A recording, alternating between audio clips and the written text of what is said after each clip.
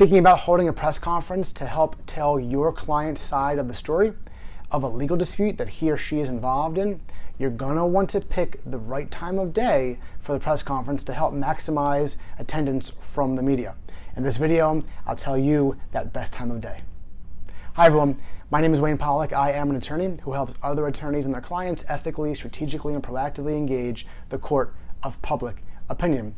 In this video, we're talking about timing of press conferences. Now, it's important to compare and contrast the two kinds of press conferences that attorneys typically are able to give.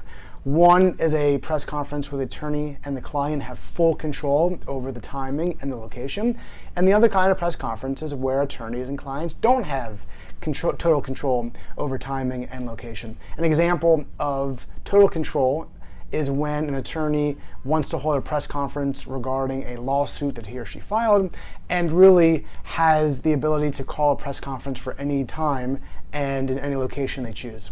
Compare that to a press conference an attorney wants to hold after an important court hearing or some kind of other event where the attorney doesn't have full control over the start and stop time and doesn't have full control over the location of that event. In that instance, attorneys can't really dictate the time and location. They kind of just have to roll with the punches. In this video, I'm talking specifically about the times where attorneys have full control over their timing and location. And when they do, the best time to hold a press conference regarding a legal dispute typically is 11 a.m. Traditionally, the 11 a.m., 10:30, 11 a.m.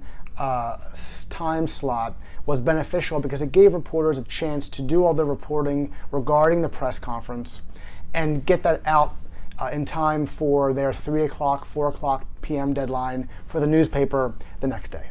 Obviously, with online media the way that it is and with the 24/7 news cycle the way that it is, that 3 o'clock, 4 o'clock deadline doesn't often exist anymore. Now it's typically you need to report on something as quickly as possible. Reporters have to report on something as quickly as possible and get it out and published as soon as possible online before it might appear in a hard copy publication the next day.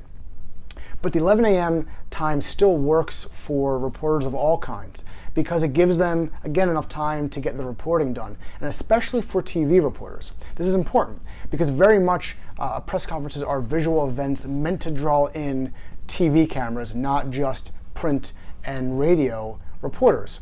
So by doing a press conference at 11 a.m., let's say you wrap up by 11:30, you've got content that's ready to go for the noon news broadcast for stations that have a noon broadcast. But more importantly, you almost certainly will have a finished package by the 5 o'clock, 6 o'clock, and 11 o'clock evening news.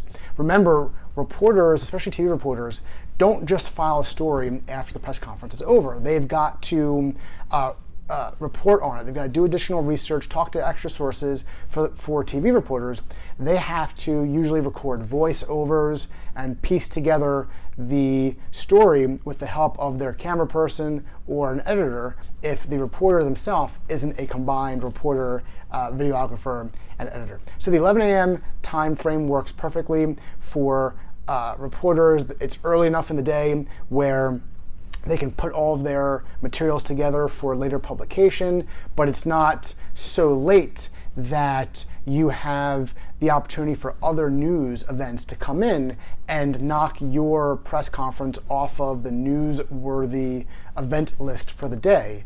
Because obviously when you're dealing with news outlets, breaking news happens, and if a reporter or an editor deems this breaking news story to be more important than your press conference, then that reporter or that editor isn't going to show up or send someone to the press conference. 11 a.m. is the go-to time for press conferences where attorneys have the ability to control the timing of a press conference.